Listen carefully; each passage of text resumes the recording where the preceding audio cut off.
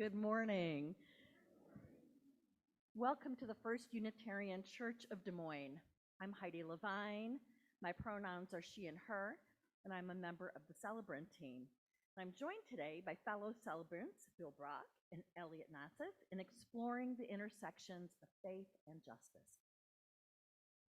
Our church is located on lands that are the traditional territory of the indigenous Iowa and Sac and Fox peoples.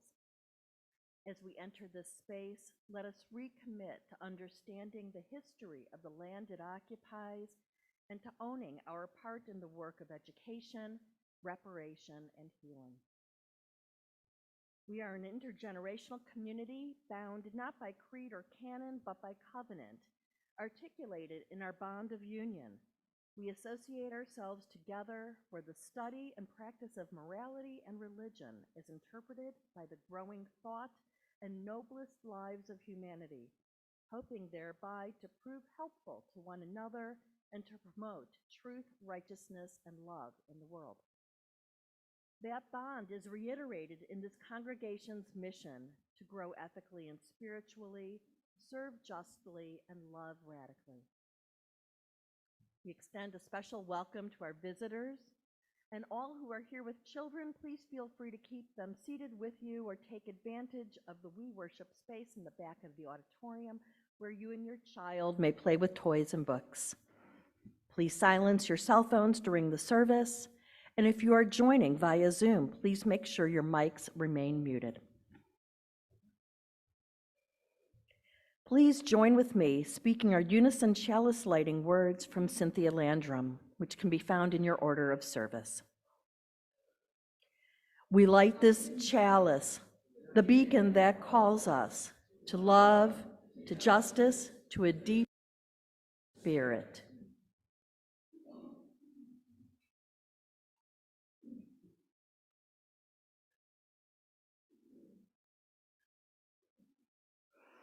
Our opening hymn is number 170 in the gray hymnal, We Are a Gentle, Angry People, verses 1, 2, and 6. Please rise in body or spirit.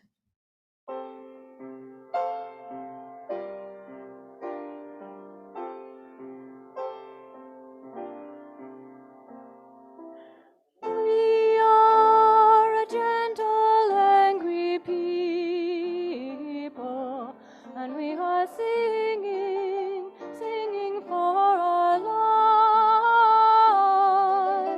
We are a gentle, angry people, and we are singing, singing for our lives. We are a justice-seeking people, and we are singing, singing for our lives. We are a justice-seeking people, and we are singing, singing for our lives. We are a gentle, loving people, and we are singing, singing for our lives. We are a gentle, loving people, and we are singing, singing for our lives.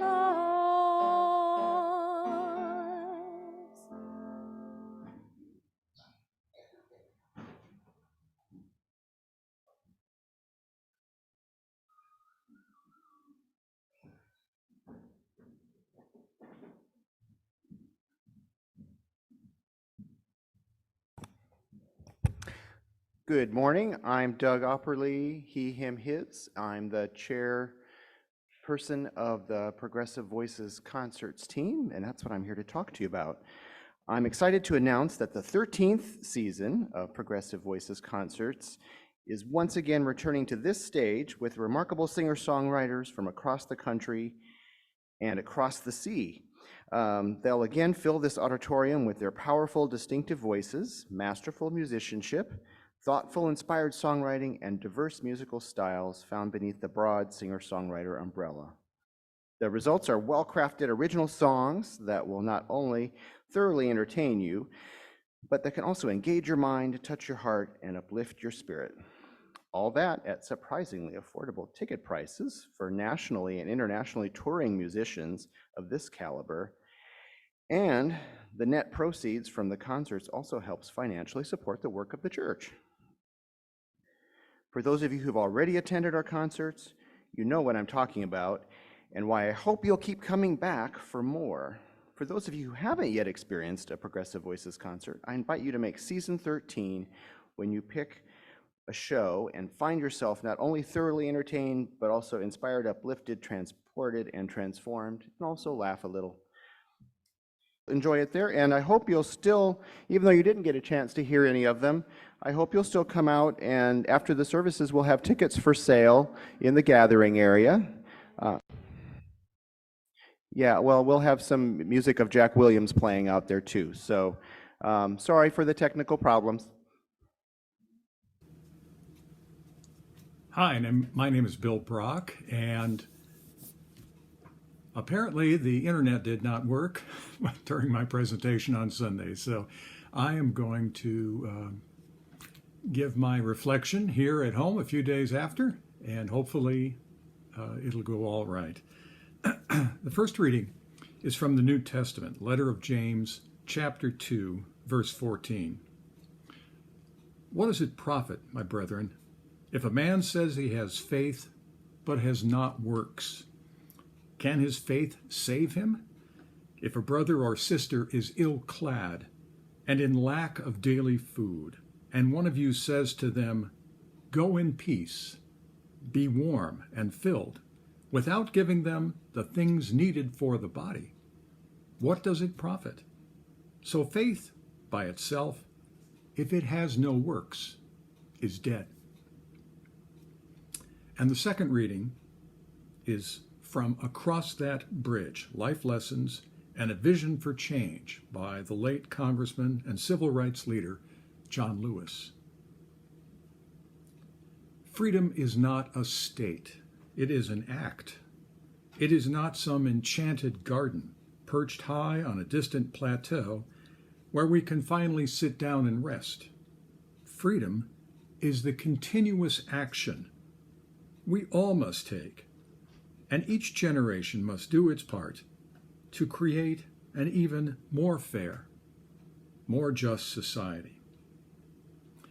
The Cambridge Dictionary defines justice in part as fairness in the way people are dealt with. It strikes me that I have been far more impacted in my life when I have seen people being treated unjustly, being treated unfairly, as opposed to seeing people being treated fairly and justly.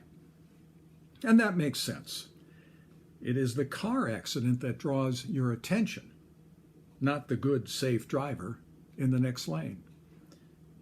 I found that, for me, memories can get fuzzy over the years, but I have a few memories of things I've seen or witnessed that are so ingrained that when I think of them, I still feel a twinge of the anxiety I felt when I first experienced them. The first came when I was about 5 years old, and that's getting to be a pretty long time ago now, 1961. I was with my dad at a car repair shop in my hometown.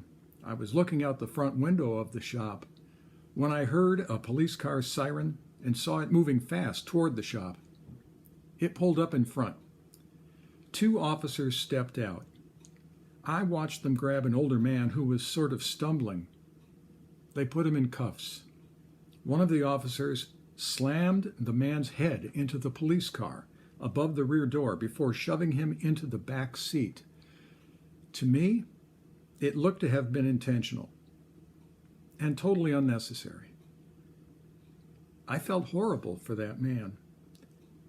My dad told me the man was a drunk. Seeing this made me afraid of the police. Some years later, I was in junior high, 7th grade, 1969. All the social studies classes in 7th grade were gathered in the auditorium to watch a film about the civil rights movement. Apparently, this was a documentary created by either CBS or NBC. I'd been a little too young back in the mid-60s to have known about or understood the events of that time, but it hit home when I saw that film. I was sickened to see Birmingham, Alabama Police Commissioner Bull Connor using attack dogs on fellow Americans, watching Connor's men turn fire hoses on kids my age and on others as well, driving them onto the ground or against buildings, was horrific. Seeing this stunned and shocked me. I couldn't believe this had happened in America, not in the America I knew about. Experience such as these, and coming of age during the unjust Vietnam War and Watergate led to a young adult Bill Brauch who wanted to do more for our world than just make money after college. I enrolled in the University of Iowa Law School in 1984 to be able to do more to make a difference.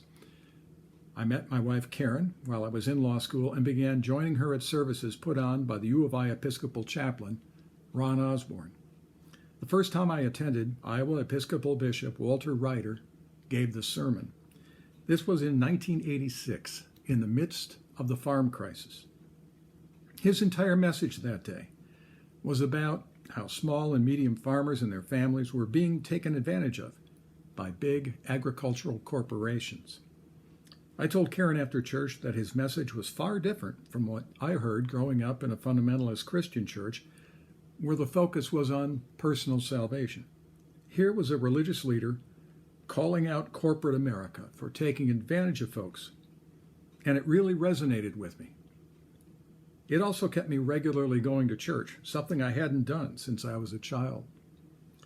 What Bishop Ryder said that day showed me, in contemporary, human terms, the strong connection between faith and justice, and that religious faith could be a means to seeking justice, something I don't think I fully grasped until then.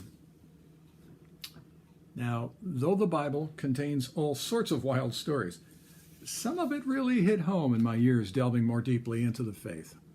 The letter of James is just so clear and unequivocal. You can say you are faithful until you're blue in the face. The true test of whether you live your faith is in what you do for others. And I was so taken by this language that Karen and I agreed we would have made James Rachel's middle name had she been a boy. Congressman John Lewis was truly a faithful man. He took more than his share of blows during the civil rights marches and protests featured in that film. He was so right in noting that freedom is so much more than a word some Americans shout as they pound their chests. Rather, it is an opportunity to do what we can to make life better, and not just for ourselves, but for others. It is an ongoing obligation. To me, every time a bell rings, it's not an angel getting wings. It's a symbol of a mantra for justice. One ring, more just. One ring. The second one, more fair. One ring more just. A second ring more fair. On and on and on. Now, the second UU principle focuses on justice, equity, and compassion in human relations. Ignoring injustice, assuming it will always exist, and that therefore there is no value in fighting for a more just world goes against the core of that principle, and it goes against everything I believe. I don't believe that we exist for the purpose of fulfilling the goals of some benevolent super being. We are here by the forces of nature, and we will leave here by the forces of nature. But I believe with all my heart that while we are here, we should do everything we can to make life better for those who share our world. Ultimately, we all seek happiness, serenity, and fulfillment. What can be more fulfilling than doing something to make someone else's life a little easier, making it a little more likely that they too will live a life of happiness, serenity, and fulfillment? For me, treating others justly cannot be separated from my faith, any more than the sun can be separated from our solar system. One doesn't exist without the other. Good morning. My name's Laura Berardi. I'm a member of your pastoral care team. A church is not a building, but a community. As a community of human hands and human hearts, we come together to share our laughter and our tears, and to bear witness and minister to one another as we struggle with life's sorrows and celebrate life's joys. Satish Adapu is having back surgery on Thursday and could use your caring. He welcomes cards. Alma Hatfield is awaiting knee replacement around Thanksgiving and is homebound until then. She has a fair amount of pain that seems most relieved by visitors. If you can't visit, give her a call of support. A reminder that the celebration of life for Jane Bell will be on Sunday, October 22nd at 2 p.m. here at the church. And Linda Goff asks for your support. Here are her words. It is with both joy and sorrow that I am coping with the loss of my partner of 16 years, Bill Spain. While I miss Bill deeply, I'm glad that he has been released from the pain he has suffered during his illness.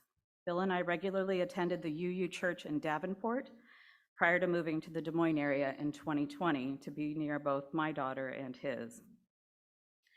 During his hospital and care facility stays, he told the chaplains who visited him that he was a Catholic Unitarian. That always threw them for a loop, and they had to ask how they might minister to him. Bill had a wonderful sense of humor, which was my favorite of his character traits, and he was indeed a character. I'm sorry that First Unitarian members did not have a chance to know him. Thank you for your support. And Dave Whitkey writes, my younger brother Randy died Wednesday night, peacefully in his sleep, under hospice care at his assisted living apartment in Portland, Oregon. Randy was not only my brother, but also a good friend and my colleague for many years in the newsroom of the Des Moines Register. He had heart problems, kidney problems, and had never fully recovered from a broken back suffered in a fall last year. And Dave writes, I've now lost both my brothers within a period of 3 months this summer. We hold you in our heart, Dave. And finally, it is with both joy and sorrow that the McClurkins, Devin, Jean, and Olson, announced that they are going to be moving to Boston in November. Jean has been offered a job at Fenway Health, which is a federally qualified health center focused on the LGBTQIA+ and BIPOC populations, to lead their behavioral health department. This move will bring them closer to Jean's family, but take them away from Devin's, so there will be lots of visits back to Iowa. The McClurkins want to thank First Unitarian for welcoming them 7 years ago and Olson 5 years ago. They have learned and grown from you and appreciate all you do, and we have appreciated having them. There are cards on the caring ministry table and some addresses, and you can see me after the service. We now invite you to share the names of people you are holding in your hearts. You may speak them aloud, or if you're joining us on Zoom, type them into the chat.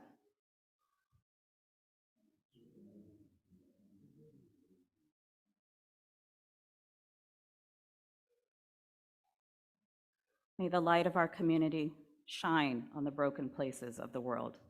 May the work of our hands and hearts support, aid, and comfort all those who hunger or thirst for food or water, justice or freedom. May we never look away when we are needed. May those who are grieving be comforted. May those who are tired find rest. May the broken places be healed. May those who are filled with joy and laughter be abundant. We now light 3 candles, one for the joys and sorrows shared aloud, one for those shared in writing, and one for those held silently among us. All of these we hold in our hearts for a minute of silence.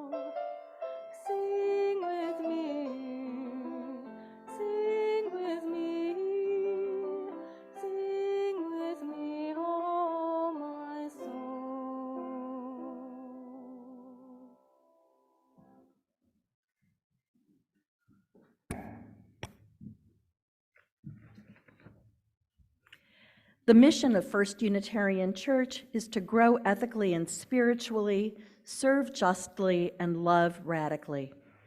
Contributions to the offering basket go toward First Unitarian Church's general operating budget, which funds our ongoing operations, ministry, programming, social justice work, and so much more. Contributions to our Faith in Action partners by members and friends may be made by scanning the QR codes on the back of your order of service.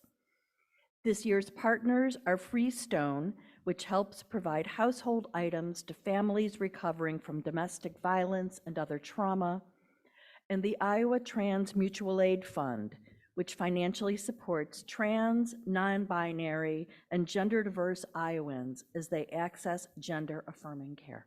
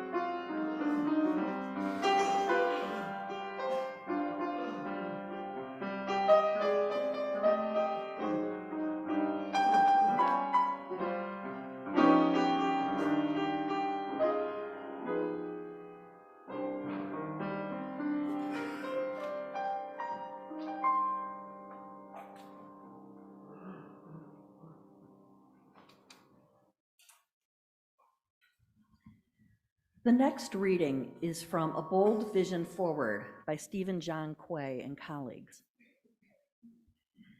As we envision the processes of racial justice and decolonization, it is clear that love is at the core of all we do. For many, love is often conceptualized in its amorous form, one that is contained and operates between romantic and familial relationships. Love can also exist between and among friends, extended family, kinship networks, and other forms of relationships. Love ultimately requires discipline, concentration, patience, faith, and the overcoming of narcissism. It isn't a feeling, it is a practice, said Erich Fromm. Love has a way of being. It is the sincere wish that another person has what they need to be whole and develop themselves to their best capacity for joy or whatever fulfillment they are seeking. We must not only resent and be angered at injustice, we must simultaneously be in love with justice, and we must love each other. If our desires for racial justice and decolonization are rooted solely in anger, we will exhaust ourselves before we reach a vision for a better world. While anger is a valid emotion, if our moves toward justice are solely rooted in it, we lose the potential to deal with the hurt, fear, rejection, humiliation, loss, disappointment, and other emotions that undergird it, thereby missing an opportunity for generative healing. To be clear, love is not antithetical to anger. Love simultaneously can be gentle and fierce, where we are concerned for each other and yet accountable for our actions. Practicing love means investing in others, whether that investment shows up as support or challenge. Choosing to act through an ethos of love is an act of bravery and boldness because, says Freire, love is an act of courage, not of fear. Love is a commitment to others. I excerpted this reading from a monograph published by a National Higher Education Student Affairs Professional Association. This monograph provided a framework for association members and campuses to consider ways the association to actualize the association's call to center racial justice and decolonization in our work. This was not the first time I had thought about the ways in which this association, where I have found my professional home for more than 40 years, mirrored Unitarian Universalism, my spiritual home for almost as long. Both hold a deep commitment to lifting up the inherent worth and dignity of all, and both have a long history of working actively in the areas of equity and social justice. So I was not surprised to find myself thinking beyond the campus when I first read this piece. I find the author's call to frame our justice-making work as an act of love to be extremely powerful. As they suggest, acting out of a place of anger can be, while just, exhausting and demoralizing. If I'm acting out of anger, then what I see as your unjust behavior makes you unworthy of my care or concern. An attitude which is diametrically in opposition to that recognition of universal worth which I just mentioned. It also perpetuates the polarization and demonizing of those with whom we disagree, something I believe to be one of the greatest diseases facing our present society. And it also makes me feel tighter, somehow smaller, a stance which will continuously shrink my spirit. Acting from a place of love, on the other hand, feels deeply compassionate and expansive. It helps me to not dehumanize the person or system with whom I'm in conflict, even though I might feel that conflict intensely. It reminds me there is another human worthy of care on the other side of the equation. It reminds me that we are all interconnected, and it grows my heart and spirit. In this way, the linking of love and justice reminds me as well of the universalist part of our UU tradition.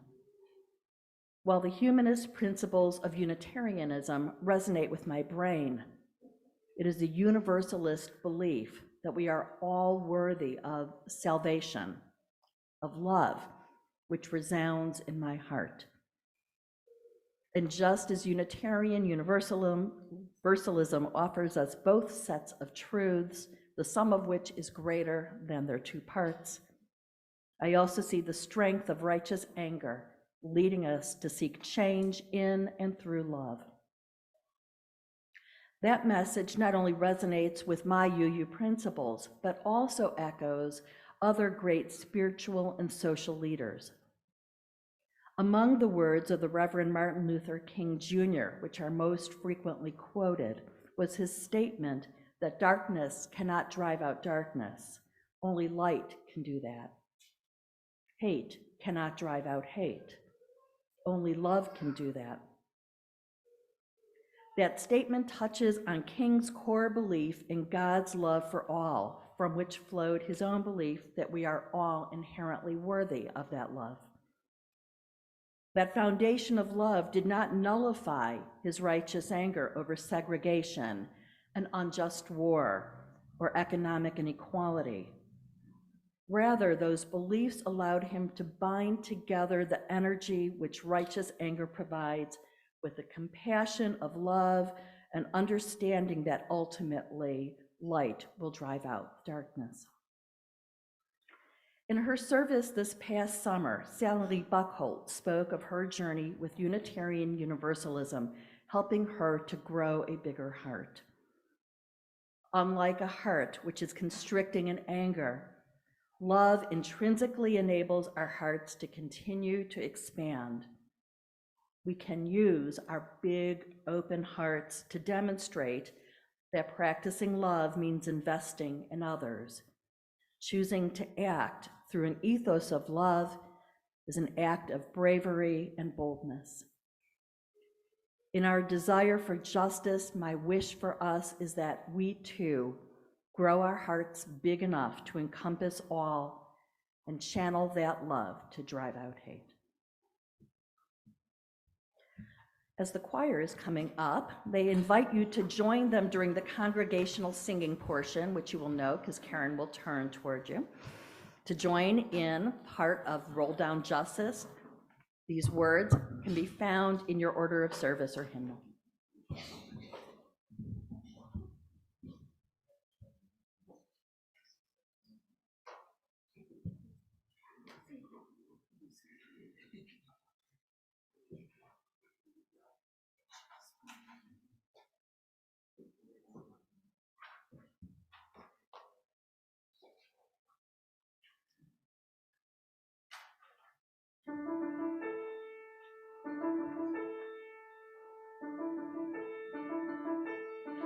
There's a voice strong and clear, ringing out far and near.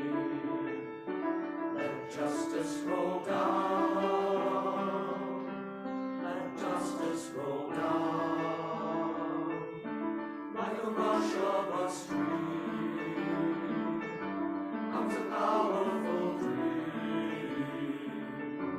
Let justice roll down. Justice rolls down. Let the earth be restored, every soul be reformed. Let the healing renew, creation reborn. Here in this sacred space, with the strength of God's grace, let justice roll down. Justice rolls down. Roll down. Roll down. Justice. Roll like an ever-flowing stream. Roll down. Roll down. Justice. Roll like an ever-flowing stream. Flowing stream. Roll down.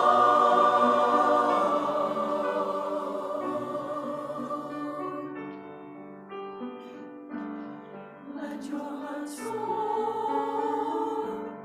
Open the doors wide. Let your life be transformed. Let it be, let it be your will. My love,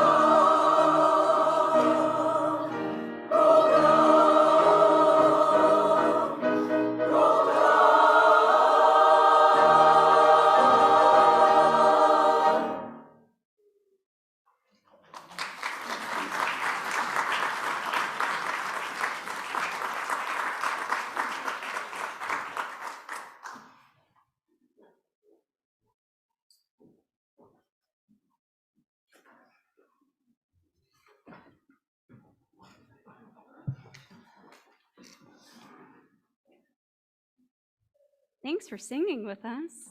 That was nice. The reading I've chosen is Choose to Bless the World by Rebecca Parker. Your gifts, whatever you discover them to be, can be used to bless or curse the world. The mind's power, the strength of the hands, the reaches of the heart, the gift of speaking, listening, imagining, seeing, waiting, any of these can serve to feed the hungry, bind up wounds, welcome the stranger, praise what is sacred, do the work of justice, or offer love. Any of these can draw down the prison door, hoard bread, abandon the poor, obscure what is holy, comply with injustice, or withhold love.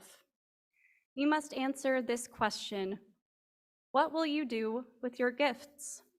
Choose to bless the world. The choice to bless the world is more than an act of will, a moving forward into the world with the intention to do good. It is an act of recognition, a confession of surprise, a grateful acknowledgement that in the midst of a broken world, unspeakable beauty, grace, and mystery abide.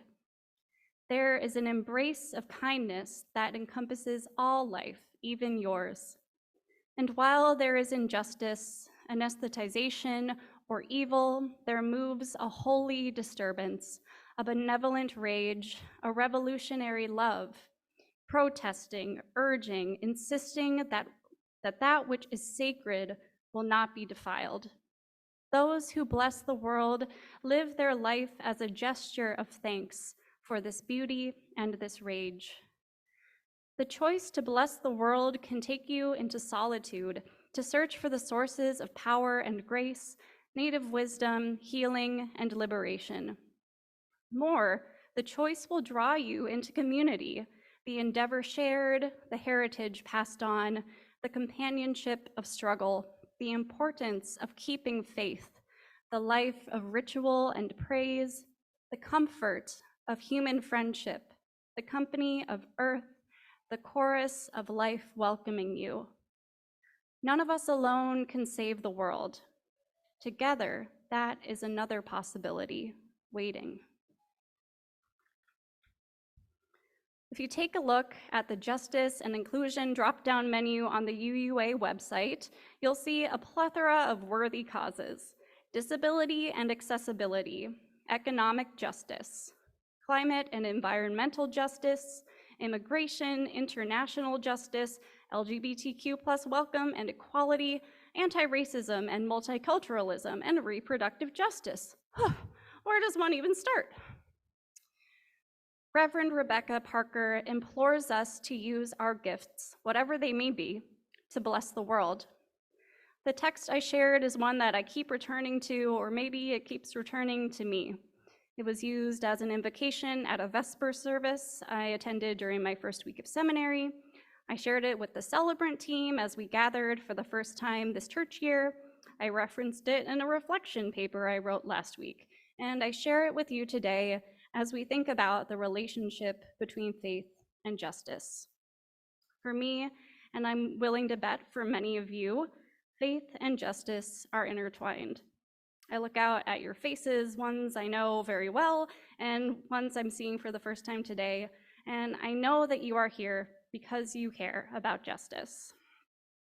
And I believe our UU faith blesses the world, and through our faith, we bless the world with acts of justice. While there is injustice, anesthetization, or evil, Parker says, there moves a holy disturbance, a benevolent rage, a revolutionary love, protesting, urging, insisting that which is sacred will not be defiled. What holy disturbance moves in you? What stirs a benevolent rage in you? What moves you to act against injustice? What inspires you toward revolutionary love, toward protest, toward protecting what is sacred and sanctified to you? The communities I'm accountable to inspire me. My lived experiences of injustice and injustices I've observed inspire me. The first, second, and seventh UU principles, in conjunction with each other, a holy trinity, if you will, inspire me.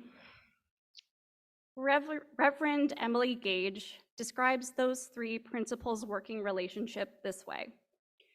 Justice, equity, and compassion in human relations points us towards something beyond inherent worth and dignity. It points us to the larger community. It gets at collective responsibility. It reminds us that treating people as human beings is not simply something we do one-on-one, but something that has systemic implications and can inform our entire cultural way of being. Compassion is something that we can easily act out individually. We can demonstrate openness, give people respect, and treat people with kindness on our own. But we need one another to achieve equity and justice. Justice, equity, and compassion are all part of the same package. Just as the second principle overlaps with the first, so it is related to the seventh principle, the interdependent web of all existence. Remember that long list of that I rattled off earlier from the UUA website? Perhaps one or several of those topics spoke to you. Maybe you're already doing work on them, or maybe you're curious to learn more about something you're unfamiliar with. There are so many injustices in this world, it can feel tempting to try to fix all of them, everything, everywhere, all at once. Well, let's zoom in for a moment. Let me ask you this, and I'm asking myself too. When was the last time you served justly within our congregation, our itty-bitty interdependent web within the larger web? Not just through your pledges or donations or words, but through your actions. When was the last time you volunteered for caring ministry, cleared the sidewalk so our building is accessible to everyone, helped out with the Trans Lives Festival, or spoke to a young member of our congregation about what matters to them and their concerns for the injustices they may well inherit from us? When was the last time you did it when no one was looking? Beloveds, justice starts right where our faith starts, here, in this community of accountability. Justice is about how we show up for each other. Justice is about how we bless each other. Those who bless the world live their life as a gesture of thanks for this beauty and for this rage. How will you bless this world? Our hymn is something. 121, thank you. Verses 1, 2, and 4 only. I'll try to remind you.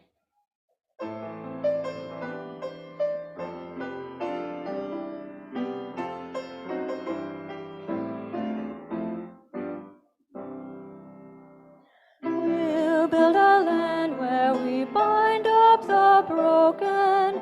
We'll build a land where the captives go free, where the oil of gladness dissolves the mourning. Oh, we build a promised land that can be. Come, build a land where sisters and brothers, anointed by God, may then create peace, where justice shall flow down like waters, and peace like an ever-flowing stream.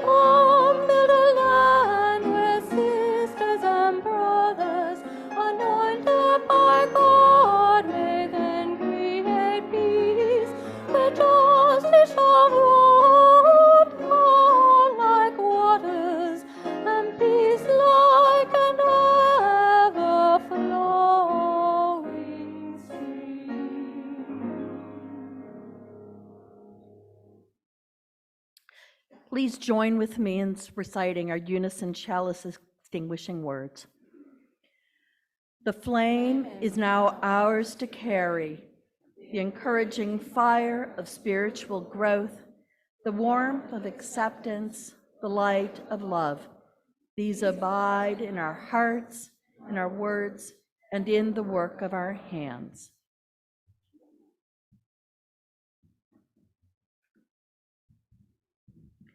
The choice to bless the world can take you into solitude, to search for the sources of power and grace, native wisdom, healing, and liberation. More, the choice will draw you into community, the endeavor shared, the heritage passed on, the companionship of struggle, the importance of keeping faith. The life of ritual and praise, the comfort of human friendship, the company of earth, the chorus of life welcoming you. None of us alone can save the world. Together, that is another possibility waiting.